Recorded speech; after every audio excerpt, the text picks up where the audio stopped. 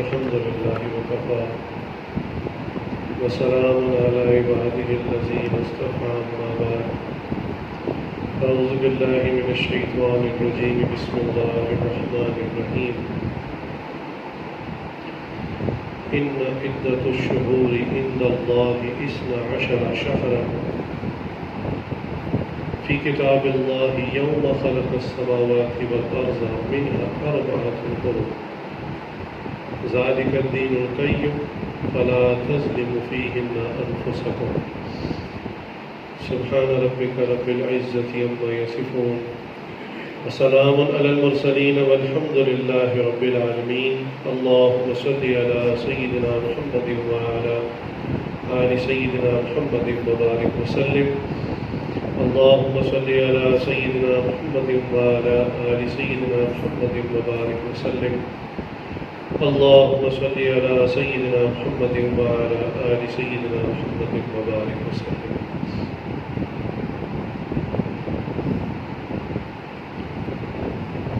دنیا کی تقریباً تمام قومیں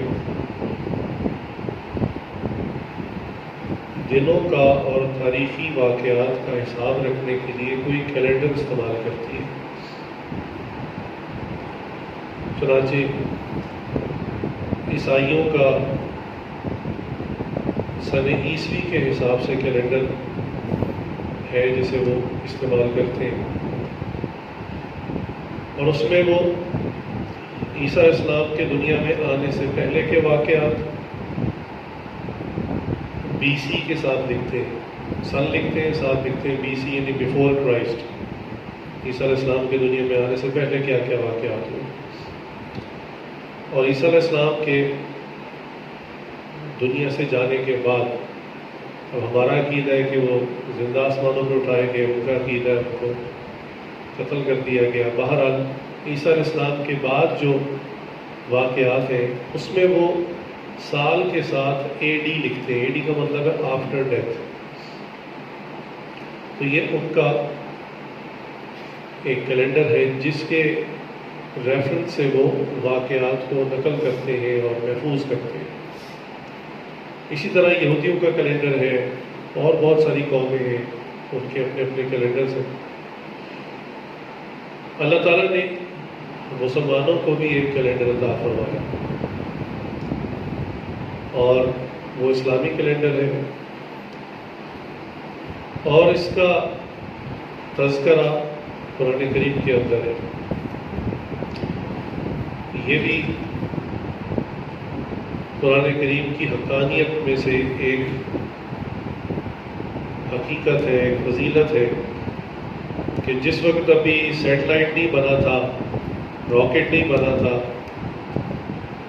اور دنیا کی گردش کو پیمائش نہیں کیا گیا تھا کہ بھی کل کتنے دن ہیں اور اس کو کس پہ تقسیم کریں، تو اللہ تعالیٰ نے قرآن کریم میں اسی وقت 12 مہینوں کا تذکرہ کر دیا. چنانچہ جو آیات آپ کے سامنے تلاوت کی گئی میں اس کا ترجمہ کر دیتا ہوں. اللہ تعالیٰ ارشاد فرماتے ہیں کہ ان عدت الشہور عند اللہ 12 شہرا، کہ بے شک مہینوں کی تعداد تو اللہ کے نزدیک 12 ہی ہے، 12 مہینے سال کے.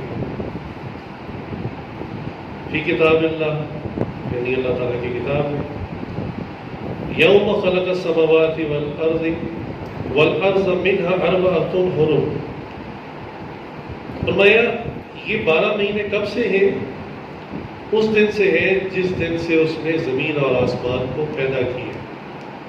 یعنی جب کائنات کی تخلیق ہوئی اللہ کے امر کن سے، اللہ کے حکم سے، اسی وقت سے اس کی گردش اور روٹیشن یہ 12 مہینوں کے حساب سے اللہ تعالیٰ نے یہ بھی وضاحت فرما دی. ایسا نہیں ہے کہ پہلے دن بڑے تھے یا سال کے مہینے زیادہ تھے، شروع سے ایسے ہی. پھر فرمایا کہ منہا 4 حرم، ان میں سے 4 مہینے جو ہے وہ محترم ہیں، عظمت والے. لیکن ان کی عظمت بیان کرتے ہوئے ساتھ اللہ تعالیٰ نے ایک بات ارشاد فرما دی، فرمایا ذالک الدین القیم فلا تظلموا فیہن انفسکم، کہ یہ 4 مہینے خصوصاً عصمت والے ہیں، بس ظلم نہ کرو تم اپنی جانوں ان مہینوں میں۔ اللہ تعالیٰ کو اندازہ تھا کہ ان مہینوں میں بعض لوگ اپنی جان پر کچھ اضافی ظلم اور زیادتی لاگو کر لیں گے۔ اللہ تعالیٰ نے اس لیے قرآن کریم میں اس کا ذکر پہلے کر دیا۔ اب یہ 4 مہینے کون سے ہیں؟ اس سے پہلے یہ سمجھ لیں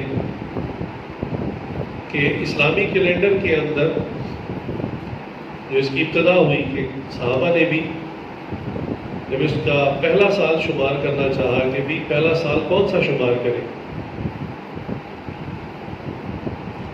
کیونکہ نبی صلی اللہ علیہ وسلم کی مبارک زندگی میں بہت سارے واقعات ہوئے۔ پیدائش کی تاریخ میں تو اختلاف ہے، وہ رکھ نہیں سکتے تھے۔ 40 سال کی تقریباً عمر تھی تو پہلی وحی نازل ہوئی، یہ بھی ایک اہم موقع تھا۔ تاہم نبی صلی اللہ علیہ وسلم کی ساری زندگی میں ہجرت ایک ایسا واقعہ ہے کہ جس کے بعد بہت اہم واقعات پیش آئے اور دین اسلام کو بھی بہت ترقی ملی، بہت فروغ ملا۔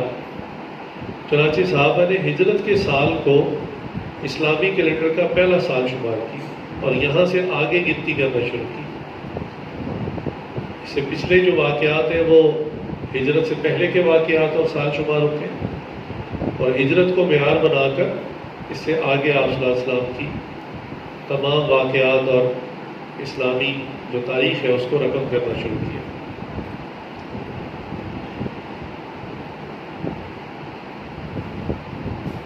چنانچہ بخاری شریف کی ایک حدیث ہے، بخاری میں بھی ہے، مسلم میں بھی ہے، ابو داؤد میں بھی ہے،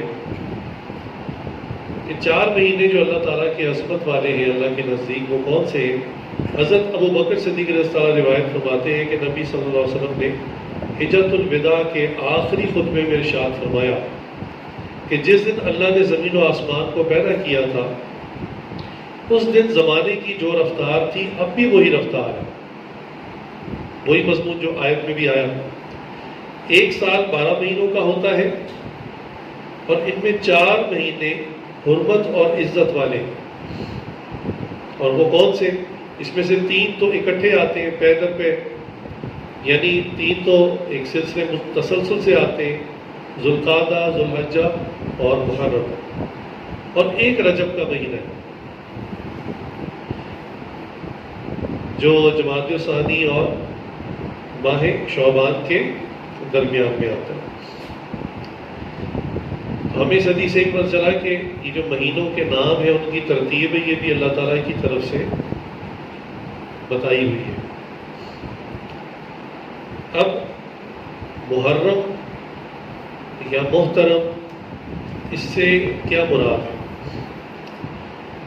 دیکھیں، ہر وہ چیز جو عظمت والی ہو نا، تو عربی میں اس کو حرام یا احرام کے لفظ سے پکارا جاتا ہے۔ جیسے اللہ تعالیٰ کا جو گھر ہے کعبۃ اللہ، وہ بھی بیت الحرام کہلاتا ہے، وہ جو پورا علاقہ ہے وہ حرم کا علاقہ کہلاتا ہے۔ حتیٰ کہ جو بندہ اس کی زیارت کی نیت کے لیے جاتا ہے تو وہ احرام باندھ کے جاتا ہے، محرم کہلاتا ہے۔ تو یہ سب تعظیم کی وجہ سے نسبتیں جو ہے اللہ تعالیٰ نے عطا فرمائی۔ ویسے تو اللہ تعالیٰ جس دن کو، جس مہینے کو، جس رات کو عظمت والا بنانا چاہے اللہ بنا سکتے ہیں، اللہ کی مرضی۔ اس میں ہمیں تجسس یا بحث میں نہیں پڑنا چاہیے۔ اللہ تعالیٰ نے ایک رات لیلۃ القدر کو فضیلت بخشی، 1000 مہینوں سے زیادہ اس میں عبادت کا ثواب ملتا ہے، یہ اللہ کی منشا ہے، اللہ تعالیٰ کے بخشنے کے بہانے ہیں۔ تاہم اس میں جو احتیاط کرنی ہے وہ یہ ہے کہ چیزوں میں اضافہ نہ کیا جائے، جو بات جتنی ہے اس کو اتنا ہی رکھے۔ محرم جو ہے یہ اسلامی سال کا پہلا مہینہ ہے، ابتدا ہے، لیکن اس میں کچھ واقعات تو واقعتاً ہوئے، مستند ہیں، اور باقی پھر لوگوں نے خود ہی مسالہ لگانا شروع کر دی، بڑھا چڑھا کے بات کہاں سے کہاں پہنچ جاتا ہے۔ چنانچہ عرف عام میں جو عوام کی زبان پر واقعات جو رواں ہیں، جو غیر مستند ہیں، کسی صحیح روایت میں نہیں ملے، اس میں یہ ہے کہ آدم علیہ السلام محرم کے مہینے میں بلکہ عاشورہ کے دن جو ہے وہ آسمان سے زمین پہ اترے، اس کی کوئی صحیح روایت موجود نہیں۔ اسی طرح نوح علیہ السلام کی کشتی جو پانی کے اوپر تیر رہی تھی، جب خشکی پر لگی تو وہ بھی محرم کا مہینہ تھا۔ اسی طرح حضرت ابراہیم علیہ السلام کی جو آگ ٹھنڈی ہوئی وہ بھی محرم کے مہینے میں ہوئی، اور قیامت جو آئے گا وہ بھی عاشورہ کے دن، یعنی 10 محرم کے دن آئے گا۔ اور حضرت سلیمان علیہ السلام کو جو سلطنت ملی وہ بھی محرم کے مہینے میں ملی۔ یہ تمام وہ واقعات ہیں جو بہت زیادہ مشہور ہے وہاں پہ، حالانکہ اس کی کوئی سند ہی نہیں ہے۔ یہ بالکل ایسی بات ہے کہ جیسے ہر سکول میں تقریباً اندر یا باہر دیوار پہ کہیں وہ حدیث لکھی ہوتی ہے کہ علم حاصل کرو تو تمہیں چین ہی کیوں نہ جانا پڑے۔ اب علماء کو یہ بات پتہ ہے کہ اس طرح کی تو کوئی حدیث ہے ہی نہیں۔ نبی صلی اللہ علیہ وسلم خود علم کا سرچشمہ ہے، مدینہ منورہ میں بیٹھے ہیں، تو علم سیکھنے سکھانے کے لیے صحابہ کو چائنا بھیجیں گے؟ یہ کوئی چائنیز حدیث ہے، کسی نے خود بنائی ہے۔ لیکن عجیب بات کہ یہ اسکول اور کالجز میں اس طرح اتنی اوتھینٹک سمجھی جاتی ہے جیسے بخاری کی حدیث ہو، اور دیواروں پہ لکھی ہوتی ہے، کتابوں میں لکھی ہوتی ہے، ٹیچرز بھی مثال دے رہے ہوتے ہیں۔ تو اسی طرح محرم کے احترام کو زیادہ بڑھا چڑھا کر بتانے کے لیے لوگوں نے بہت ساری چیزوں کو اس میں ڈال دیا جس کا اس سے کوئی تعلق نہیں ہے۔ کیونکہ دیکھیں، جب بھی کوئی تاریخی واقعہ کا ذکر آتا ہے تو اس میں اگر کوئی آپ سے جھگڑا کرے تو کوئی جھگڑے کی تو کوئی بات ہی نہیں، بات تو سادہ سی ہے، نہ اس وقت میں موجود تھا نہ اس وقت تم موجود تھے، تو اب یہ بات کیسے پتہ چلے گی؟ ظاہر سی بات ہے کتابوں سے پتہ چلے گی۔ اب کتابیں مستند غیر مستند ہر قسم کی ہے، جو انسان کی سوچ ہوتی ہے انسان لکھ دیتا ہے اس کو، آج کل لکھتا نہیں، آج کل میسج کر دیتا ہے، جیسی سوچ ہوتی ہے وہی آگے چلا دیتا ہے۔ تو اب جن کتابوں کو اسلاف نے مستند کہا انہی کو مستند سمجھا جائے گا۔ ہر آدمی اپنی کتاب کو مستند ہی کہتا ہے جبھی تو چھپواتا ہے، لیکن جس کو اس زمانے کے اسلاف نے، بڑوں نے مستند کہا وہی مستند ہے۔ تو بھی تاریخی واقعہ ان کتابوں میں دیکھ لیں، اگر ان میں ملتا ہے تو ٹھیک، یہ واقعہ مستند ہے۔ اگر ان کتابوں میں نہیں ملتا تو پھر آپ زور کیوں لگا رہے ہیں کہ یہ واقعہ سچا ہے؟ جب آپ خود اس کو پروف ہی نہیں کر سکتے، اس کا ثبوت ہی نہیں دے سکتے، تو پھر بحث کیوں کر رہے ہیں، لڑ کیوں رہے ہیں؟ تو یہ مختصر سی بات ہے جس میں اختلاف ختم ہو سکتا ہے۔ اب ایک واقعہ مستند ہے محرم کا، اور بالخصوص عاشورہ کا دن۔ عاشورہ کہتے ہیں، عشرہ آپ کو پتہ ہے 10 کے عدد کو کہتے ہیں، 10 کاؤنٹنگ کے اندر جو 10 کا جو نمبر ہے اس کو عشرہ کہتے ہیں۔ تو محرم کا جو 10ویں تاریخ ہے، محرم کے مہینے کی فضیلت علیحدہ ہے، 10ویں تاریخ کی فضیلت علیحدہ ہے، لیکن اس کی فضیلت کس وجہ سے ہے وہ واقعہ آپ کو بتانا ہے۔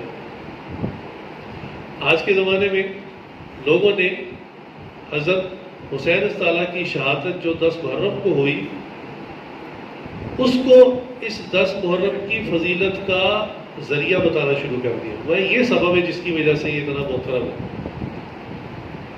اب آپ کو واقعہ بتا دیتے ہیں کہ نبی صلی اللہ علیہ وسلم نے جب مکہ مکرمہ سے مدینہ منورہ ہجرت فرمائی تو مدینہ منورہ میں یہودی بہت زیادہ موجود تھے۔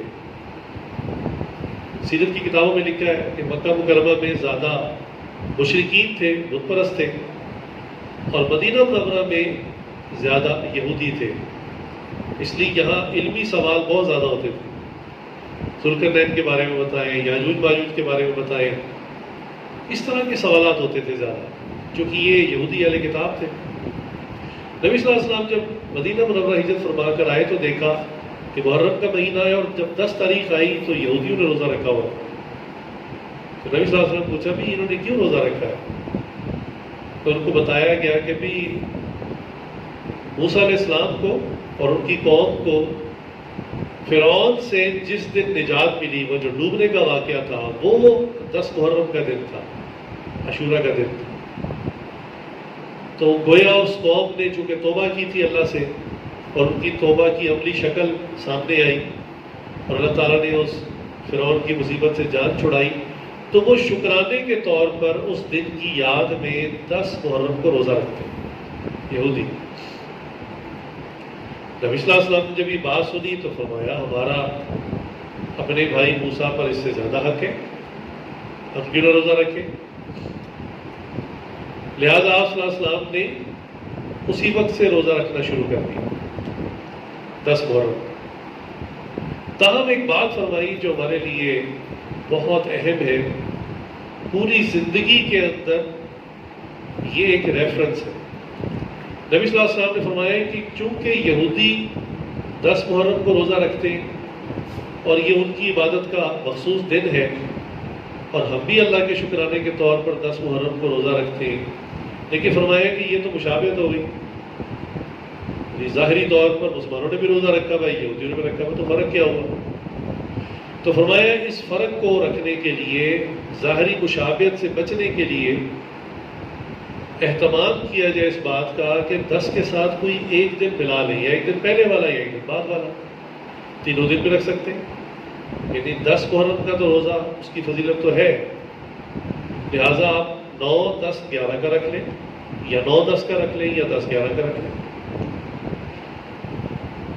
تو حدیث کے اندر محرم کے مہینے کے روزے رکھنے کی فضیلت کی احادیث علیحدہ ہے کہ محرم کے مہینے میں کوئی بھی دن آپ روزہ رکھ لیں، وہ الگ فضیلت ہے، اور خاص عاشوراء کے دن کا روزہ اس کی الگ احادیث ہے، لیکن ساتھ یہ تاکید بھی ہے۔ چنانچہ اس سے ہمیں بات سمجھ میں آئی کہ رسول اللہ صلی اللہ علیہ وسلم نے ہمیں تعلیم دی کہ اگر ہم نے عبادت بھی کرنی ہے تو اس عبادت کے اندر بھی ہم کفار کی مشابہت سے بچیں۔ اگر عبادت کا یہ حال ہے مشابہت سے بچنے کا، تو عام زندگی میں مشابہت سے بچنے کی کتنی زیادہ ضرورت ہے۔ اب یہ خود اتنا لمبا مضمون ہے، اگر اس پہ بات شروع کر دیں تو محرم والی بات تو رہ جائے گی۔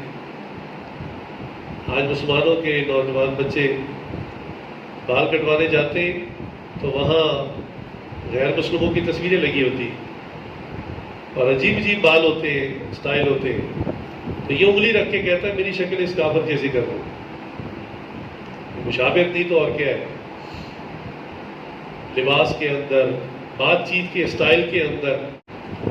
لہٰذا کوشش کریں زندگی میں ہر کام میں کفار کی مشابہت سے بچیں، اس بارے میں خاص تاکید۔ جب عبادت کے معاملے میں کہا جا رہا ہے، حالانکہ یہودی اپنے عقیدے کے مطابق روزہ رکھتے ہیں، مسلمان اپنے عقیدے کے مطابق روزہ رکھتے ہیں، لیکن فرمایا نہیں اس مشابہت سے بچو۔ ظاہری طور پہ انہوں نے بھی روزہ رکھا ہوا، آپ نے بھی رکھا ہوا۔ بعض لوگ اس مشابہت والی حدیث کو بھی من تشبہ بہ قوم فہو منہم، وہ کہتے نہیں یہ تو دل کی نیت کی بات ہے، وہ اس کا ترجمہ تبدیل کرنے کی کوشش کرتے ہیں۔ وہ کہتے نہیں آپ نے اگر مثال کے طور پہ کوئی ایسا لباس پہنا ہوا ہے جو کفار بھی پہنتے ہیں تو یہ تو نیت کی بات ہے، جب تک آپ ان جیسی نیت نہیں کرو گے تو ان میں شامل نہیں ہوگے۔ تو یہاں یہ لفظ جو مشابہت ہے، اللہ کی شاید اردو میں بھی ایسے استعمال ہوتا ہے جیسے عربی کے اندر۔ شبیہ جو ہوتی ہے نا، یہ ظاہر کے کمپیرزن کو کہتے ہیں کہ دو چیزیں آپس میں ریزیمبل کرتی ہوں، دیکھنے میں ایک جیسی ہوں، ان کی صفات چاہے الگ ہو۔ اب جیسے دیکھنے میں بعض کا بانس اور گنا یہ ایک جیسے لگتے ہیں تو کہتے ہیں ان میں مشابہت پائی جا رہی ہے، حالانکہ حقیقت دونوں کی بالکل مختلف ہوتی ہے۔ گنا رس سے بھرا ہوتا ہے، وہ کھوکھلا ہوتا ہے اندر سے۔ اسی طرح بعض کا پیتل کا ٹکڑا اور سونا بالکل ایک جیسے لگ رہے ہوتے ہیں، کلر بالکل ایک جیسا ہوتا ہے، دونوں کو پالش کیے ہو تو بالکل سونا لگتے ہیں، لیکن حقیقت دونوں کی مختلف ہے، لیکن کہیں گے ظاہر میں مشابہت ہے۔ لہٰذا مشابہت ہمیشہ ظاہر میں ہوتی ہے، نیت کی بات نہیں ہے۔ اگر اس نے نیت ہی یہودیوں والی کر لی تو پھر مسلمان کہاں رہا، نیت ہی عیسائیوں والی کر لی تو پھر مسلمان کہاں رہا۔ اس میں احتیاط کرنی چاہیے، یہ مشابہت ظاہر کی ہوتی ہے، چاہے آپ کی نیت بالکل ٹھیک ہے۔ اس پر کسی نے ایک بڑی سی مثال دی.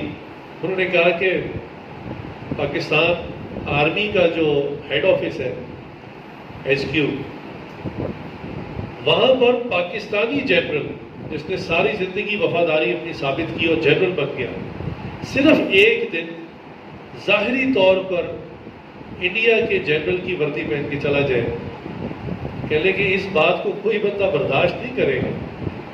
اب وہ لاکھ چیخے کہ میں اندر سے پکا سچا پاکستانی ہوں، میں نے زندگی اپنی گزار دی فوج میں اور میں نے اتنے کارنامے کیے، اتنے میڈل لیے، تو کہیں گے جو مرضی ہے، ظاہر تو تیرا دشمنوں والا ہے نا. تو بالکل یہی مثال ہے کہ اللہ تعالیٰ بھی باطن کو بھی دیکھتے ہیں، ظاہر کو بھی دیکھتے ہیں. اسی لیے سنت کے ظاہر کی اللہ کے یہاں بڑی قیمت ہے. ظاہر میں جو نبی صلی اللہ علیہ وسلم کی سنت کو اختیار کرتا ہے، چاہے وہ سنت لباس ہو، چہرے پر داڑھی ہو، سر ڈھانکنا ہو، مسواک ہو، کوئی بھی سنت ہو، تو اللہ تعالیٰ اس کا بہت زیادہ لحاظ فرماتے ہیں، اکرام فرماتے ہیں. چنانچہ ظاہر کی مشابہت سے بچا جائے.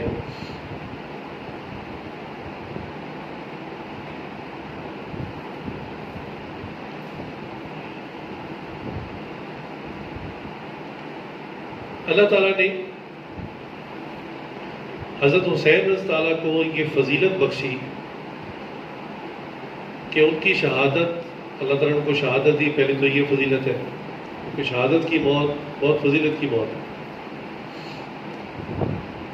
ایک تو یہ فضیلت ملی، دوسرا عاشوراء کے دن محرم کی 10 تاریخ کو ملی کہ ان کے لیے سعادت بن گئی، کہ 2 فضیلتیں مل گئی. ایسا نہیں ہے کہ ان کی شہادت 10 محرم کو ہونے کی وجہ سے 10 محرم کا دن اتنا مقدس اور پاکیزہ ہو گیا یا محترم ہو گیا. کیوں؟ میں نے آپ کو واقعہ بتا دیا کہ رسول اللہ صلی اللہ علیہ وسلم مدینہ منورہ جب پہنچے تو آپ نے اس واقعے کے بعد عاشوراء کا روزہ رکھنا شروع کر دیا. اور حضرت حسین رضی اللہ عنہ کی شہادت کا واقعہ 60 سال کے بعد ہوا ہے. تو وہ واقعہ 60 سال بعد ہو رہا ہے، آپ صلی اللہ علیہ وسلم عاشوراء کا روزہ پہلے رکھ لیں. اس لیے اس میں مغالطہ نہیں کرنا چاہیے. اور اس کے دن کی فضیلت کو مزید بڑھانے کے لیے بعض لوگ پھر وہی غیر مستند کام کرتے ہیں. مثال کے طور پہ گھروں کے اندر خواتین مخصوص قسم کے کھانے بنا کر تقسیم کرتی ہیں. بعض لوگ اس دن لازم سمجھتے ہیں قبرستان جانا، اپنے والدین کی قبر پہ جائیں، اور اس کے ساتھ پھر کئی عقائد ہوتے ہیں، جو روحیں جمع ہوتی ہیں، انتظار کرتی ہیں، پھر کافی کہانیاں جڑی ہوئی. بعض لوگ کہتے ہیں کہ کسی خاص درخت کے پتوں سے اس رات غسل کیا جائے تو پتہ نہیں سارے گناہ معاف ہو جاتے ہیں، اور پتہ نہیں کتنی غیر مستند باتیں چلی ہوئی. لیکن ان میں سے کوئی بھی عمل جو ہے وہ ثابت نہیں ہے، مستند نہیں. جو عمل ثابت ہے وہ روزے کا رکھنا ہے، اور اس کی تفصیل میں نے آپ کو عرض کیا. ویسے نفلی عبادات کے متعلق ایک اگر وضاحت سمجھ میں آ جائے، ایک بات سمجھ میں آ جائے، تو تقریباً ہر مختلف تہواروں کے ساتھ جو باتیں جڑی ہوتی ہیں نا وہ مسئلہ حل ہو جاتا ہے.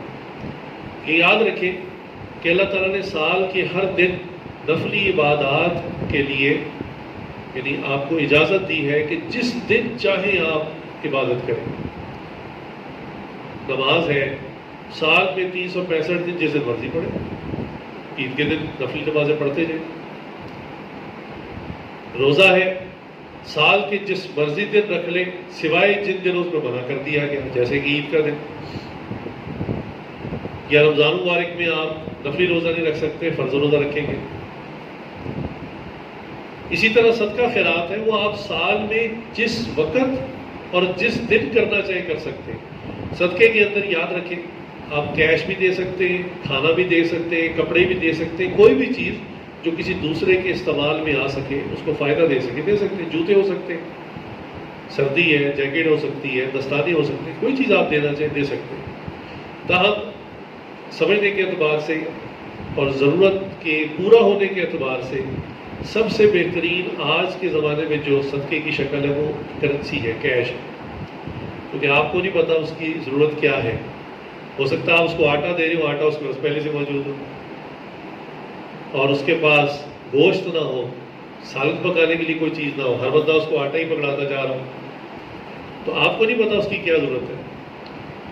یا آپ اس کو کپڑا دے رہے ہو، کپڑے اس کے بعد پہلے ہی بہت ہو، کھانے کے لیے اس کو کچھ نہ ہو، بیچارہ فاقے سے مر رہا ہو. تو کیش دینا اس لحاظ سے صدقے میں سب سے بہترین شکل ہے آج کے زمانے میں کہ جو اس کی ضرورت ہے وہ ضرورت کے مطابق چیز لے سکتا ہے. ہاں البتہ اگر آپ کے پاس کچھ چیزیں فالتو پڑی ہوئی ہیں اور آپ اس کو صدقہ کرنا چاہ رہے ہیں، یا آپ کے کام کی بھی ہے اور آپ اپنی بہترین عمل کرنا چاہ رہے ہیں کہ اللہ کے راہ میں قربانی دی جائے اور اپنی بہترین پسندیدہ چیز کو خرچ کیا جائے، تو آپ اپنی وہ چیز بھی اس کو دے سکتے ہیں. اس کے لیے کوئی دن مخصوص نہیں ہے. اب مسئلہ آ جاتا ہے جب ہم کسی خاص دن کے ساتھ کچھ نفلی عبادات کو پکا کر دیتے ہیں نا کہ جی اس رات میں اس طرح سے خاص نفلیں پڑھنی ہیں، بلکہ لوگ تو اس کی صورتیں بھی بتاتے ہیں کہ سورہ فاتحہ کے بعد یہ صورت اتنی دفعہ پڑھیں، اور اس کی فضیلت بھی بتاتے ہیں کہ جی بس پتہ نہیں کتنے حج ہو جائیں گے، کتنے عمرے ہو جائیں گے، اگلے پچھلے سب گناہ معاف ہو جائیں گے. تو یہ جو چیزیں ہیں اگر اس کو دین کا لازمی حصہ سمجھ کر کیا جائے تو اسی کو بدعت کہتے ہیں. بدعت کی ایک بڑی آسان سی پہچان ہے کہ اگر وہ آپ کام نہ کریں تو نہ آپ کو پریشانی ہو نہ دوسروں کو پریشانی ہو. ہوتا ہے کہ لوگ کہتے ہیں لو جی ساری رات سوتا رہا، 10 محرم کی رات تھی، اس نے کوئی عبادت ہی نہیں کی، کوئی تقسیم ہی نہیں کیا ان لوگوں نے، دیگ ہی نہیں پکائی. تو یہ نشانی اس بات کی کہ اب بدعات ہے اس کے اندر. اس روزے کے بارے میں بھی فضیلت بہت زیادہ ہے کہ اللہ تعالیٰ اس کے 1 سال کے جو صغیرہ گناہ معاف فرما دیتے، لیکن اس کو لازم نہیں کہا. خود آسم کی ایک حدیث ہے، اس کے الفاظ ہیں کہ جو رکھنا چاہے وہ رکھ لے، جو نہ رکھنا چاہے وہ نہ رکھے. نفلی روزہ ہے. اس کو بھی واجب سمجھ لینا کہ 10 محرم کے دن کوئی بندہ پانی پی رہا ہو تو آپ دل ہی دل میں اس کو برا بھلا کہنا شروع کر دیں کہ دیکھو اس کو پتہ ہی نہیں ہے کہ آج کے دن روزہ رکھنا تھا. بھائی نفلی روزہ ہے، ہو سکتا ہے وہ بیمار ہو، روزہ ہی نہ رکھ سکتا ہو، مریض ہو، شوگر کا مریض ہو، کسی اور چیز کا وہ نہ برداشت کر سکتا ہو، تو نفلی روزہ ہے. اس میں ایسی کیا بات؟ اللہ تعالیٰ نے تو مریضوں کو رمضان کے فرض روزے بھی چھوڑنے کی اجازت دی ہے، بعد میں رکھ لیں. مسافر کو اجازت دی ہے، وقتی طور پہ چھوڑ دے، بعد میں رکھ لیں. تو نفلی روزے کے لیے اتنا زیادہ اس کو متون کرنا یا گورنا اور اس کو شرمندہ کرنا کہ تم نے دیگ نہیں پکائی، تم تو مسلمان ہی نہیں ہو، اور تم نے تو فلاں فلاں جو ہے کام نہیں کیا اور غربا میں کپڑے تقسیم نہیں کیے، تو سمجھ رہے ہیں نا. یہ بدعت ہوتی ہے جس کو لازم ملزوم کر لیا جائے. اور اس کو ڈیٹیکٹ کرنے کا، پہچاننے کا طریقہ بھی یہ ہے کہ اگر اس کو نہ کریں تو آپ کو بھی اندر سے پریشانی ہو رہی ہو اور دیکھنے والوں کو پریشانی ہو رہی ہو کہ یہ وہ فلاں کام نہیں کر رہا. حالانکہ مطلق نفل کے بارے میں ایسا نہیں ہوتا. آپ مسجد میں گھر میں جب دل چاہے نفل پڑھ لیں، کوئی پریشانی نہیں. لیکن جب ہم کسی چیز کو مخصوص کر لیتے ہیں کسی وقت کے ساتھ، دن کے ساتھ، جبکہ وہ ثابت نہ ہو، تو اسی کو بدعت کہتے ہیں. یاد رکھیں کہ اسلام میں جو شخصیات ہوتی ہیں جن کو ہیروز کہتے ہیں سادہ زبان، ان کے نیک اعمال کو کرنے کی اور اس کو فالو کرنے کی تلقین کی گئی ہے. ان شخصیات کو پوجنے کی تلقین نہیں کی گئی. اسلام کے علاوہ جو ادیان ہے، بالخصوص بت پرستی، اس میں جو بتوں کی پوجا شروع ہوئی اس کی وجہ یہ نہیں تھی کہ یہ اتنے بیوقوف لوگ ہیں کہ خود ہی پتھر سے بت بناتے ہیں، خود ہی پوجنا شروع کر دیتے ہیں. ان کو بھی پتہ ہے اپنے پتھر سے، لکڑی سے، لوہے سے بنایا ہوا ہے. لیکن وہ کیا کہتے ہیں کہ جی یہ ہمارا فلاں جو ہے وہ شخصیت تھی. جیسے گوتم بدھ جو ہے ایک بہت بڑی قوم ہے، اس کے پیچھے جو اس کی پوجا کرتی ہے، وہ ایک انسان تھا. اس نے اچھی باتوں کی تلقین کی، وہی جو اخلاق حسنہ اسلام کے اندر ہے ان باتوں کی ترویج کی، جو ہے اس کو فروغ دیا اور لوگوں میں اس کو بیان کیا. اپنی زندگی میں ایک بڑی جماعت اس کے ساتھ تیار ہو گئی. لیکن جب وہ مر گیا تو لوگوں نے کہا کہ ہمیں وہ یاد آتا ہے، اچھی اچھی باتیں کرتا تھا، وہ نظر نہیں آتا، چلو ہم اس کی یاد میں ایک بت بنا لیتے. تو ابتداء انہوں نے ایسے بت بنایا صرف اس کی یاد تازہ کرنے کے لیے. اور آہستہ آہستہ جب وہ نسلیں گزرتی چلی گئی تو بعد میں انہوں نے سمجھا کہ یہی خدا تھا، اسی کی عبادت کرنی تھی. انہوں نے اس کی تعلیمات کو چھوڑ دیا اور اسی بت کو پوجنا شروع کر دیا. جبکہ اسلام میں یہ چیز نہیں ہے. یاد رکھیں کہ صحابہ ہمارے لیے بڑی عظمت والے ہیں، بالخصوص اہل بیت، ان کا تو مقام ہی بہت اونچا ہے. نبی صلی اللہ علیہ وسلم کی آل ہے، آج ان کا خاندان ہے. اور میں یہ کہتا ہوں کہ اہل بیت کا صرف تذکرہ کرنا یا ایک خاص دن ان کو یاد کر لینا یہ نہیں ہے، بلکہ سارا سال ان کا خیال رکھنا چاہیے. آپ کے ارد گرد اہل بیت کئی ہوتے ہیں، آپ کو پتہ ہے یہ سید زادے، تو جو بھی معاونت آپ کر سکیں آپ کو کرنی چاہیے، مالی اعتبار سے، اخلاقی اعتبار سے، خدمت جو کر سکتے ہیں. یقین جانیں جتنی نبی صلی اللہ علیہ وسلم سے نسبت اس عمل سے مضبوط ہوتی ہے کسی اور سے نہیں ہوتی. جیسے درود شریف سے پڑھنے سے ہوتی ہے، بے شک ہوتی ہے، لیکن سید حضرات کی خدمت کرنے سے جتنی نسبت نبی صلی اللہ علیہ وسلم سے مضبوط ہوتی ہے اس سے زیادہ کسی اور عمل سے مضبوط نہیں ہوتی. اور یہ جو غم ہوتا ہے، جس کو سچ مچ میں غم لگ جائے نا، اس کے لیے وہ کسی تاریخ کا انتظار نہیں کرتا. ایسا نہیں ہوتا کہ کسی کے والد فوت ہو جائے، اس کو خبر مل جائے، وہ کہتا ہے اچھا ٹھیک ہے میں 3 مہینے بعد ماتم کروں گا، ایسا ماتم کروں گا، کپڑے پھاڑ لوں گا، چھریاں ماروں گا اپنے آپ کو، پٹی ڈالوں گا سر میں، لوگ دیکھیں گے، اتنا روؤں گا، چیخوں گا، چلاؤں گا، آنسو بہاؤں گا، تو لوگ کہیں گے بھئی یہ کس قسم کا غم ہے کہ تم 3 مہینے بعد یا سال میں ایک دفعہ اپنے والد کو یاد کرو گے. اس پہ حضرت مکی صاحب نے ایک واقعہ بھی سنایا. فرماتے ہیں کہ جب بر صغیر میں انگریز تھا، یہاں پر انڈیا پاکستان اکٹھا تھا، انگریز کی حکومت تھی، تو لاہور میں ایک نیا گورنر انہوں نے بھیجا، انگریز گورنمنٹ نے. تو اللہ کی شان جس وقت وہ لاہور میں پہنچا تو عاشورہ کا دن تھا، 10 محرم تھا. تو اس نے دیکھا کہ کئی لوگ جو اکٹھے ہو کے ماتم کر رہے ہیں، اپنے آپ کو پیٹ رہے ہیں، سر میں مٹی ڈال رہے ہیں. تو اس نے اپنے اسسٹنٹ سے پوچھا کہ بھئی میں ان لوگوں کو اتنا برا لگتا ہوں کہ میری آج ابھی اپوائنٹمنٹ ہوئی ہے، ابھی میں لاہور پہنچا ہوں، انہوں نے آگے ماتم کرنا شروع کر دیا ہے. تو اسسٹنٹ نے کہا نہیں جناب، یہ آپ کے آنے پہ ماتم نہیں کر رہے، ان کے ہیرو گزرے ہیں، یہ ان کا فوت ہونے پر اس طرح ماتم کر رہے ہیں. تو اس نے پھر حیرانگی سے پوچھا اچھا وہ لاہور میں فوت ہوئے؟ انہوں نے کہا نہیں، وہ تو بہت کئی میل دور کے واقعہ ہے. تو انہوں نے کہا اچھا کب فوت ہوئے؟ ابھی آج کل میں فوت ہوئے ہیں جو ماتم کر رہے ہیں؟ انہوں نے کہا نہیں، ان کو تو کئی سال گزر گئے. انہوں نے کہا ان کو اتنا آج پہنچی ہے جو ماتم کر رہے ہیں؟ انہوں نے کہا نہیں، بس یہ اپنے ہیروز جو ہے اس کا یہ ماتم کرتی ہے قوم. تو اس انگریز نے بڑے عجیب الفاظ کہے. انہوں نے کہا جو قومیں اپنے ہیرو پر ماتم کرتی ہے وہ قوم کبھی ترقی نہیں کر سکتی. تو اس انگریز کے الفاظ ہیں. اچھا ماتم تو شریعت میں ویسے ہی اجازت نہیں ہے، واقعتاً سامنے میت پڑی ہو کسی کے والد کی حقیقتاً، تو اس بات کی اجازت نہیں ہے کہ انسان اپنے کنٹرول سے اتنا باہر ہو جائے کہ اس کو ہوش ہی نہ رہے، کپڑے پھاڑ لے، اپنے آپ کو چھریاں مارنی شروع کرے. شریعت میں اس کام کو حرام کہا گیا. اگر سامنے میت پڑی ہو، جنازہ پڑا ہو، نواسوں پر رکھ کر بات خود بنا رہے ہیں، نواسوں نے بھی تعلیم نہیں دی، اور نانا تو اس کام سے منع کر رہے ہیں.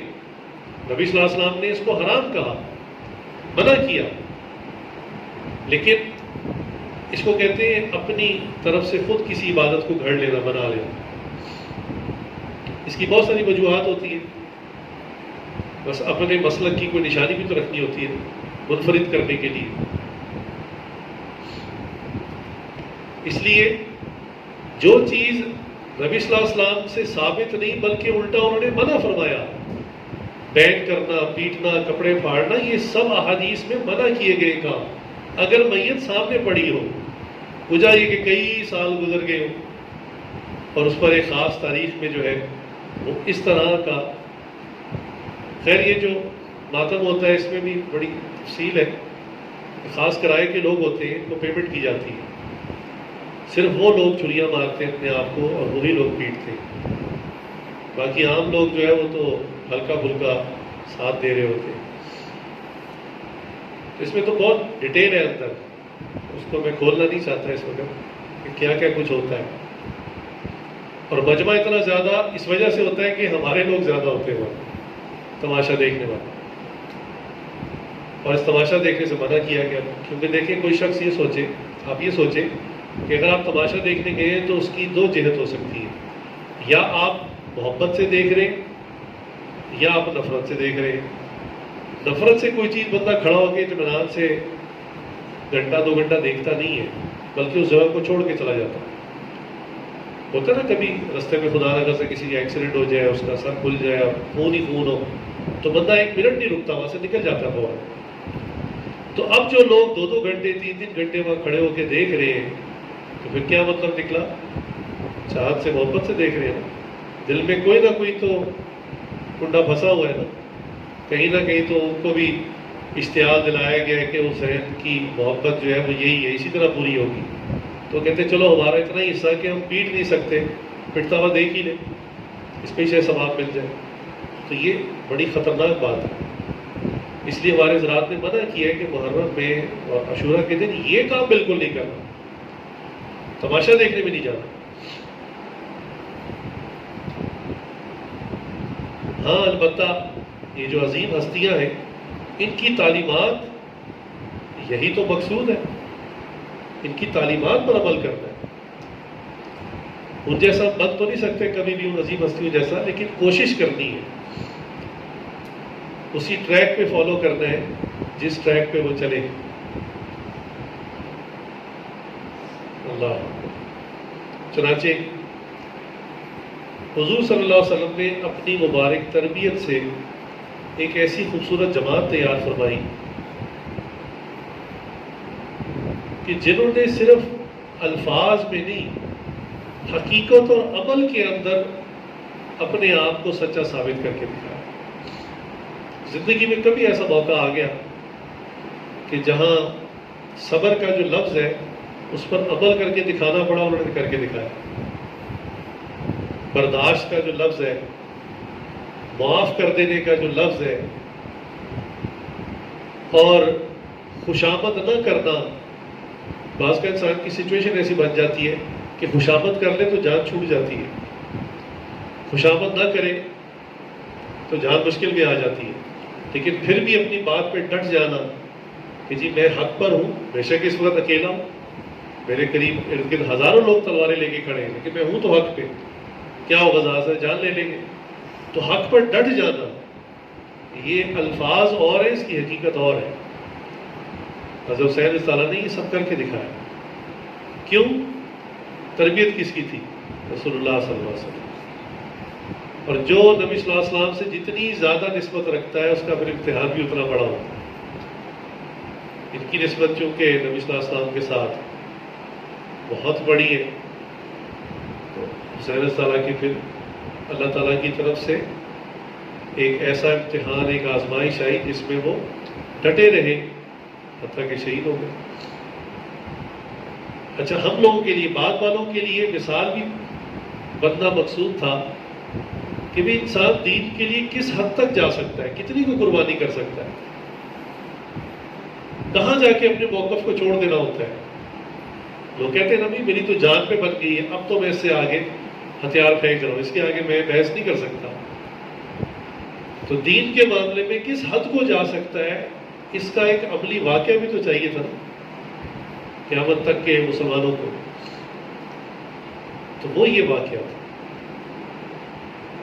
ورنہ تو اگر شہادتوں میں بیان کرنا شروع کریں تو شاید ہمیں سال کے 365 دنوں میں کوئی ایک دن بھی ایسا نہ ملے جس دن جو ہے کوئی صحابی یا کوئی تابعی جو ہے وہ شہید نہ ہو۔ اب تو پھر کوئی شادی بیاہ اور خوشی کا معاملہ ہی نہیں کر سکتے۔ آپ اندازہ کریں، محرم سال کا پہلا مہینہ ہے، آغاز ہے، اور آغاز میں ہی ادھر عثمان رضی اللہ کی شہادت ہو رہی ہے، ادھر عمر رضی اللہ کی شہادت ہو رہی ہے، اور 10 تاریخ کو حسین رضی اللہ کی شہادت ہو رہی ہے۔ آگے پھر شہادتوں کے سلسلے چل رہے ہیں۔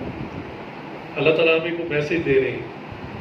کفار میں نئے سال کو شراب اور پارٹی کے ذریعے اس کا آغاز کرتے، انجوائے کرتے بہت زیادہ کہ جی چلو جان بچ گئی، پچھلے سال نہیں مرے، نیا سال مل گیا ہمیں۔ اس پہ وہ پارٹی کرتے ہیں، انجوائے کرتے ہیں، میلہ کرتے ہیں خوب. لیکن اسلامی تعلیمات یکسر مختلف ہیں. اسلام میں اللہ تعالیٰ نے یہ کانسیپٹ دیا، ذہن بنا دیا کہ نیا سال قربانیوں سے شروع کرنا ہے. اس میں مالی سبق ہے. بھائی راحت اور آرام تو جنت میں جا کے ہے، دنیا میں تو آزمائشیں ہیں، امتحانات ہیں. دنیا میں کس بات کی خوشی، دنیا میں کس بات کی پارٹی؟ یہ تو اللہ کا کرم ہے. اللہ تعالیٰ نے ہمیں عیدیں عطا فرما دی اور زندگی میں کچھ خوشیاں عطا فرما دی. مطلب دنیا اس قابل نہیں ہے کہ یہاں انسان خوشیاں منائے، اتنی ناپائیدار.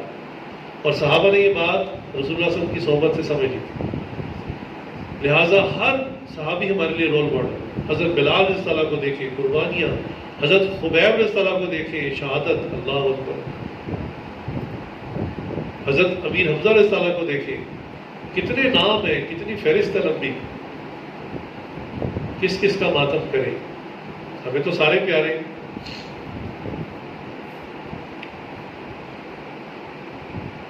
اس لیے ہمیں ان کی زندگیوں کی جو تعلیمات ہیں اس کو لینا ہے، بت پرستی نہیں کرنی. ذات کو پوجنے کے بجائے ان کے نیک اعمال کو پوجنا، اس پر عمل کرنا. نجات جو ملے گی وہ ان کے نیک اعمال پر چلنے سے ہوگی. صدیق اکبر رضی اللہ کو دیکھیں، ان کی زندگی نبی صلی اللہ علیہ وسلم کی زندگی سے 100% مشابہ ہے. کوئی بھی کام ایسا نہیں کیا جو نبی صلی اللہ علیہ وسلم نے نہیں کیا، صدیق اکبر رضی اللہ نے نہیں کیا. اسی لیے اسلام لانے کے بعد آپ سیرت اٹھا کے دیکھ لیں، جہاں نبی صلی اللہ علیہ وسلم پہلے ہیں تو دوسرے نمبر پہ صدیق اکبر رضی اللہ. اب اس سے ہمیں کیا سبق سیکھنا ہے کہ ہم نے بھی زندگی میں سنت کی ایسے ہی اتباع کرنی. ہر موقع پر، ہر کام میں، کھانا ہو، پینا ہو، لیٹنا ہو، چلنا ہو، کسی سے معاملہ کرنا ہو، پڑوسی ہو، کاروبار ہو، عبادت ہو، کچھ بھی ہو، سنت پہ عمل کرنا. حضرت عمر رضی اللہ کو دیکھیں، ان کا احسان ہے پوری امت پر کہ قرآن کریم کو جمع کرنے کا جو سب سے پہلا آئیڈیا تھا وہ انہوں نے دیا تھا. حالانکہ نبی صلی اللہ علیہ وسلم کے زمانے میں جمع نہیں ہو سکا. حافظ قرآن تو بہت تھے. اب ان کا یہ احسان تھا کہ جنگ یمامہ کے اندر حفاظ کرام کی بڑی جماعت شہید ہو گئی. ان کو خطرہ پیدا ہوا کہ ایسا نہ ہو کہ ایک آدھ جنگ اور ہو اور کئی صحابہ شہید ہو جائیں تو ہم تو قرآن کریم اگلے لوگوں کو منتقل نہیں کر سکیں گے. کتنا احسان ہے. تو ہم نے اس سے کیا سیکھا کہ جنہوں نے قرآن جمع کرنے کے لیے اتنا ذہن لگایا، قربانیاں دی، مشقت کی، تو ہم اس قرآن کو کھول کے روزانہ اس کی زیارت بھی نہیں کر سکتے، اس کو پڑھ بھی نہیں سکتے. صحابہ کو تو لکھا ہوا قرآن ٹکڑوں میں ملتا تھا. کوئی چمڑے پہ لکھا ہوا ہے، کوئی ہڈی پہ لکھا ہوا ہے، کوئی لکڑی کے پیس پہ ہے، کوئی پتھر کی سیل پر ہے. وہ تو اس طرح اکٹھا کر کے نہیں پڑھ سکتے تھے. آج ہم کتابی شکل میں کھولتے ہیں، آرام سے سورہ فاتحہ سے شروع کرتے ہیں، والناس تک پڑھنا چاہے پڑھ سکتے ہیں. لیکن کتنے پڑھتے ہیں ہم میں سے؟ سوچنے کی بات. حضرت عثمان غنی رضی اللہ تعالیٰ نے ان کو مال دیا، اور مال دینے سے زیادہ مال خرچ کرنے کا جذبہ دیا. ہم یہ سوچیں کہ ہمیں اگر اللہ نے مال دیا تو کیا ہمارے پاس مال خرچ کرنے کا جذبہ بھی ہے؟ کتنے واقعات ہیں حضرت عثمان رضی اللہ کے، یہودی سے کنواں لے کے وقف کر دیا، اور کئی مرتبہ قحط کے زمانے میں غلے کے پورے قافلے منگوائے اور مفت تقسیم کیے. اس میں ہمارے شیخ ایک بات فرماتے ہیں، بڑی زبردست فرماتے ہیں کہ دیکھو تم مالدار بنو، مال کے چوکی دار نہ بنو. اس کو سمجھاتے بھی ہیں، کہتے ہیں دیکھو مالدار وہ ہوتا ہے جس کے پاس پیسے بے شک تھوڑے ہوں لیکن وہ ضرورت پڑنے پر اپنے پہ بھی خرچ کرتا ہے، اپنے گھر والوں پر بھی کرتا ہے، غریبوں پہ بھی کرتا ہے، چاہے آمدن تھوڑی سی ہے اس کی.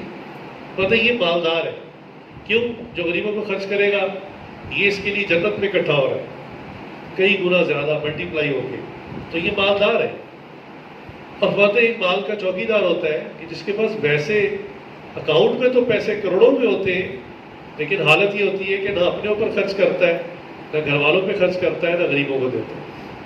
فرماتے ہیں یہ صرف چوکیداری کرتا ہے ساری زندگی، اور اس کے مرنے کے بعد پھر اس کے بعد والے اس مال سے عیش کرتے ہیں۔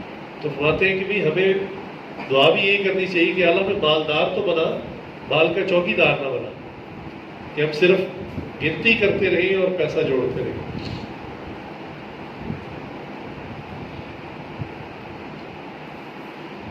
چنانچہ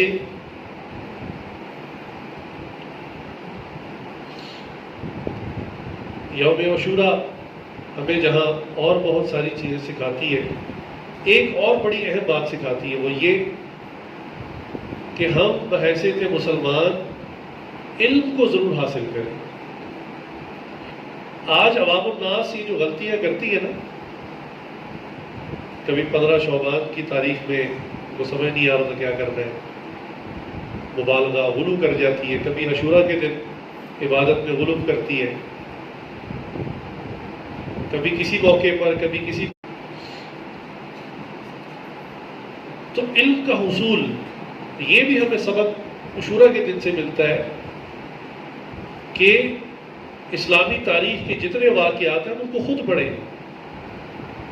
ظاہر سی بات ہے اگر ہم خود نہیں پڑھیں گے تو کوئی بندہ ہمیں پٹی پڑھا جائے، اب وہ بندہ کون ہے یہ بھی پتہ نہیں۔ آج کل لوگ چونکہ میڈیا بہت زیادہ استعمال کرتے ہیں، شیئر کرتے ہیں، اس کا کلپ آ رہا ہے، اس کا کلپ آ رہا ہے، اس کی باتیں آ رہی ہیں، تو عوام الناس پھر ان کے ذہن میں عقائد کا عجیب پلندہ بن جاتا ہے۔ خود عاشوراء کے دن کے حوالے سے بہت ساری کنفیوژن پیدا ہو جاتی ہے۔ اس کو دور کرنے کا سب سے آسان طریقہ یہ کہ آپ کتاب اٹھائیں اور خود پڑھ لیں۔ علم کا حصول یہ ہر مسئلے کا حل ہے، ہر فساد کو دور کرنے کا ذریعہ۔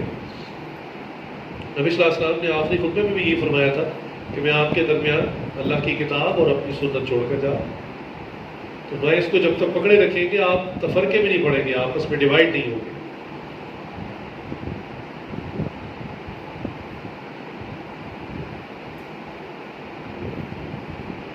چنانچہ آخری بات، آج ہم مسلمانوں کا یہ عقیدہ بن چکا ہے کہ کامیابی زندہ رہنے میں، چاہے دین کو چھوڑ دیں، چاہے سنت کو چھوڑ دیں، چاہے حق کو چھوڑ دیں، بس زندہ رہیں، اس میں کامیابی ہے۔ یہ میسج بھی ہمیں کربلا کے واقعے سے ملتا ہے کہ بعض اوقات اللہ تعالیٰ شہادت دے کر، موت دے کر کامیابی عطا فرما دیتے ہیں۔ اس کی دلیل قرآن کریم کے اندر 30ویں پارے میں سورۃ البروج ہے، اس میں ایک قوم کا ذکر ہے۔ واقعہ تو لمبا ہے، میں اشارہ کر دیتا ہوں کہ ایک نوجوان تھا، ایک بادشاہ تھا، اور اس نے جادوگر رکھا ہوا تھا اپنی خدمت کے لیے، جادو اور عملیات کے لیے۔ وہ بوڑھا ہو گیا جادوگر، تو اس نے کہا کہ مجھے بھی کوئی نوجوان دے دو، میں یہ فن اس کو سکھا دوں تاکہ میرے جانے کے بعد وہ تمہاری خدمت کیا کرے۔ چنانچہ اس نے اپنے علاقے میں ایک نوجوان لیا اور اس کو کہا کہ اس جادوگر سے روز آیا کرو، سبق لیا کرو۔ تو وہ نوجوان روز آتا، سبق لیتا۔ تو راستے میں ایک جگہ ایک اللہ والے، ایک نیک آدمی رہتے تھے، انہوں نے اس نوجوان کو دیکھا تو ایک دن اس کو بلایا، اس کو بیٹھ کے اس سے کچھ بات کی، تو اس نوجوان کو وہ اللہ والے بڑے اچھے لگے۔ اب اس نے کیا کرنا شروع کیا کہ روز وہ ان کے پاس بھی بیٹھتا، جادوگر کے پاس بھی جاتا، روز یہ ہوتا، اور اب یہ آہستہ آہستہ ان کے پاس زیادہ وقت دیتا، جادوگر کے پاس کم وقت دیتا، اور کنفیوز ہو گیا کہ جادوگر کچھ اور باتیں کرتا ہے، یہ اللہ والے کچھ اور باتیں کرتے ہیں۔ تو ایک دن اس نے پھر اللہ سے دعا مانگی، تو راستے میں، لوگوں کے راستے میں ایک جگہ ایک بڑا جانور شیر لکھا ہوا کہ کھڑا ہو گیا، اور وہ راستہ نہیں دے رہا تھا، لوگ پریشان تھے۔ تو اس نے پتھر اٹھایا، اور اس نے پتھر اٹھا کر دل ہی دل میں دعا کی کہ یا اللہ، اگر وہ اللہ والے حق پر ہیں، ان کی باتیں درست ہیں، تو میرے پتھر مارنے سے یہ شیر ابھی ہلاک ہو جائے۔ تو یہ کہہ کر اللہ کا نام لے کر پتھر مارا، واقعی وہ شیر کو لگا اور وہ ہلاک ہو گیا۔ اور لوگ یہ سمجھنے لگ پڑے کہ چونکہ یہ جادوگر کے پاس جاتا ہے، جادو سیکھتا ہے، تو واہ بھائی اس کے جادو میں تو بڑا اثر آ گیا، اس نے تو یہ چیز سیکھ لی ہے۔ پتھر مارنے سے شیر کہاں مرتا ہے، کتا نہیں مرتا۔ تو انہوں نے کہا کہ اس میں تو بڑی تاثیر آ گئی، اس کو پتھر وغیرہ آ گئے۔ تو ایک نابینا شخص آ گیا، وہ پیچھے پڑ گیا اس نوجوان کے کہ میری آنکھیں نہیں ہیں، تمہیں جادو آتا ہے، تم بس کچھ پڑھ دو، میری آنکھیں ٹھیک کرو۔ اب یہ اس کو دعوت دینا شروع ہو گیا، سمجھانا شروع ہو گیا کہ میں کچھ نہیں کرتا، اللہ کی ذات کرتی ہے۔ اس نے اس کے عقائد ٹھیک کیے، اس کا اگر تم اللہ پر ایمان لے آؤ تو مجھے یقین ہے کہ اللہ تعالیٰ ابھی تمہاری آنکھیں ٹھیک کر دے گے۔ وہ پیدائشی اندھا تھا، اللہ کی شان اس نے اللہ پر ایمان لے آیا، اس نوجوان کے ہاتھ پر کلمہ پڑھا اور اللہ سے دعا کی، اسی وقت اس کی بینائی آ گئی، اس نے بھی شور ڈال دیا۔ اب یہ بات شہر میں چلنی شروع ہو گئی کہ وہ لڑکا تو اتنا جادو سیکھ چکا ہے کہ وہ جادوگر سے بھی آگے نکل گیا جو اس کا استاد ہے۔ ایسے ایسے عجیب واقعات ہونا شروع ہو گئے۔ اب آج لوگ آ کے اس کے پاس دم کراتے، ٹھیک ہو جاتے، اور اندر ہی اندر وہ اپنا کام کر رہا تھا۔ خیر ایک دن بادشاہ کو پتہ چل گیا تو بادشاہ نے وہ جو اللہ والے تھے بزرگ بوڑھے، ان کو بھی بلایا، نوجوان کو بلایا، اور وہ بوڑھے کو تو اسی کو قتل کروا دیا، وہ شہید ہو گئے۔ اس نوجوان کے بارے میں کہا کہ سپاہیوں سے کہ اس کو میں نے ایسے نہیں چھوڑنا، اس نے وقت بھی ضائع کیا ہے میرا، اور تو اس کو میں عبرتناک سزا دوں گا۔ سپاہیوں سے کہا اس کو لے جاؤ پہاڑ پہ، وہاں سے اوپر سے پھینکو اس کو تاکہ گرے، اس کی ہڈیاں ٹوٹیں، پھر یہ عبرت بنے۔ تو سپاہی اس کو لے کے گئے پہاڑ پہ، وہاں جا کے اس نے کہا یا اللہ میری مدد فرما، زلزلہ آیا، وہ سارے سپاہی گر کے مر گئے۔ پھر یہ اتر کے نا پھر واپس آ گئے بادشاہ کے پاس۔ اس نے کہا وہ سپاہی، اس نے کہا وہ تو اللہ کے نام سے مر گئے۔ اس نے کہا میں اب تمہیں اس سے بھی سخت سزا دوں گا۔ اس نے سپاہیوں کو کہا اس کو کشتی میں لے جاؤ، سمندر کے درمیان میں جا کے اس کو پھینک کے واپس آ جاؤ۔ اس کو لے کے گئے، اس نے دعا کی اللہ کی شان، پانی پہ تو گیا نہیں، سارے سپاہی پانی میں، یہ پھر واپس آ گیا۔ اب اس کو جو سزا دیتا موت کے لیے، اللہ کی شان وہ بچ جاتا۔ بادشاہ بڑا پریشان ہوا، تو اس نوجوان نے اس کو ایک عجیب بات بتائی۔ اس نے کہا میں تمہیں بتاؤں میں کیسے مروں گا، میں تمہیں خود اپنی موت کا طریقہ بتاتا ہوں، میں صرف اس طریقے سے مر سکتا ہوں۔ اس نے کہا اچھا بتاؤ۔ اس نے کہا آپ سب کو اکٹھا کریں۔ پہلے زمانے میں شہر چھوٹے چھوٹے ہوتے تھے، اس نے کہا تمام لوگوں کو ایک میدان پہ اکٹھا کریں۔ اس نے کہا ٹھیک ہے، سب کو اکٹھا کیا۔ اس نے کہا مجھے سامنے باندھ دے، اور پھر یہ سب کے سامنے کہیں کہ میں اس نوجوان کو اس کے رب کے نام سے تیر مارتا ہوں، جب یہ کہیں کہ وہ تیر لگے گا میں مر جاؤں گا۔ اس نے کہا اچھا یہ تو بڑا آسان طریقہ ہے۔ سب کو بلایا اور یہ کہہ کہ میں اس نوجوان کے رب کے نام سے تیر مارتا ہوں، تو تیر مارا اور واقعی وہ نوجوان شہید ہو گیا۔ اب بادشاہ سمجھا کہ کیس کلوز، مسئلہ حل، گھر چلتے ہیں۔ کہ ادھر تو جناب سارے مجمع نے کلمہ پڑھنا شروع کر دیا، اور یہی وہ نوجوان چاہتا تھا، اور سب نے کہا کہ ہم نے حق دیکھ لیا اور اب جو ہے وہ اپنی حق سے پیچھے ہٹنے والے نہیں ہیں۔ اب بادشاہ پریشان ہو گیا، میں تو ایک کو ٹھکانے لگانا چاہتا تھا، یہ تو پوری قوم پلٹ گئی۔ لہٰذا اس نے کہا کہ تم باز آ جاؤ اس کلمے سے، ورنہ میں تم سب کو سخت سزا دوں گا۔ انہوں نے کہا اب ہم اپنے کلمے سے نہیں پھر سکتے، ہم نے حق دیکھ لیا، حق پہچان لیا۔ لہٰذا اس نے بڑی بڑی خندقیں کھدوائی، کھڈے کھدوائے، اور اس میں بہت زیادہ ایندھن ڈال کے آگ لگوا دی، اور پھر کہا کہ اب جو ہے نا میں تمہیں اس میں پھینکوں گا۔ ایک ایک کو لایا جاتا اور ایک ایک کو لاتے اور کھڑا کرتے اور اس سے پوچھتے ہاں بتاؤ کیا تمہارا فیصلہ ہے۔ وہ کہتا نہیں میں اس نوجوان کے رب پر ایمان لایا، دھکا دو اس کو پھینکا، دوسرے کو، تیسرے کو، چوتھے کو، حتیٰ کہ تفسیر میں لکھا ہے کہ سارے علاقے کو اس نے ایک ایک کر کے اندر پھینکا۔ صرف وہ بادشاہ اور اس کے جو سرکاری لوگ تھے، صرف وہ نہیں ایمان لائے، باقی سب جتنی عوام ایمان لا چکی تھی سب کو اس نے جلا ڈالا، اور اللہ تعالیٰ فرماتے ہیں وہ سب کے سب کامیاب ہو گئے۔ اسی میں وہ واقعہ، وہ ایک عورت کو لایا گیا جس کی 2 بیٹیاں تھیں، اور ایک بچی کو پہلے آگ میں پھینکا، تو چھوٹی بچی جو دودھ پیتی تھی وہ ساتھ تھی، تو اس کو کہا کہ دیکھو ابھی بھی تم باز آ جاؤ اس کلمے سے، ورنہ ہم جو ہے پہلے تمہاری بچی کو پھینکیں گے پھر بعد میں تمہیں پھینکیں گے۔ تو بڑی بچی کو پھینک چکے تھے، اب یہ کلمے سے بھی نہیں پھرتی تھی اور ڈرتی بھی تھی، اپنی بیٹی کو نہیں چھوڑ دی تھی۔ سپاہیوں نے زبردستی چھین کے چھوٹی بیٹی کو اندر پھینکا آگ میں، تو اب وہاں جو ہے وہ تڑپ اٹھی اور عجیب اس کی کیفیت تھی۔ شاید وہ اپنے اس ایمان کے امتحان میں متزلزل ہوتی، اس سے پہلے اللہ تعالیٰ نے ایک معاملہ کیا کہ وہ بچی جو آگ میں گئی تھی نا، اس نے جاتے کہا کہ اماں آ جاؤ اندر، یہ آگ نہیں ہے یہ گلزار ہے، اور کامیابی یہاں ہے۔ ماں نے جیسی ہی بات سنی، ماں بھی آگ میں چلی گئی۔ تو یہ سب کے سب لوگ آگ میں جل کر بظاہر ہلاک ہو گئے لیکن کامیاب ہو گئے. قرآن کریم میں ان کا تذکرہ ہے. تو دیکھیں بعض بات اللہ تعالیٰ شہادت دے کر کامیاب کر دیتے ہیں. ضروری نہیں ہے کہ انسان زندہ رہے اور حق کو چھوڑ دے، سنت کو چھوڑ دے، دین کو چھوڑ دے، بس زندگی بچا دے.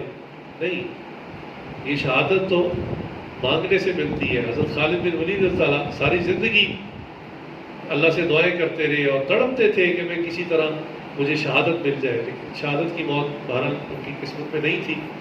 سیف اللہ کا لقب تھا، اللہ کی تلوار میدان جنگ میں کیسے ٹوٹ سکتی ہے؟ لہٰذا ان کو بستر کے اوپر اپنی طبعی موت آئی، شہادت نہ مل سکی.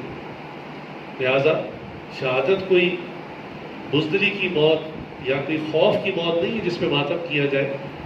شہید اگر کسی کا کوئی عزیز ہو جائے تو یہ تو بڑے اعزاز کی بات ہے، اور یہ ایک نعمت ہے اللہ تعالیٰ کی طرف سے جس کو جو ملتی. لہٰذا اللہ تعالیٰ سے دعا ہے کہ اللہ تعالیٰ ہمیں محرم کے مہینے میں خوب عبادت کرنے کی توفیق عطا فرمائے اور محرم کے محرمات سے بچنے کی اجتناب کرنے کی توفیق عطا فرمائے. وآخر دعوانا الحمدللہ.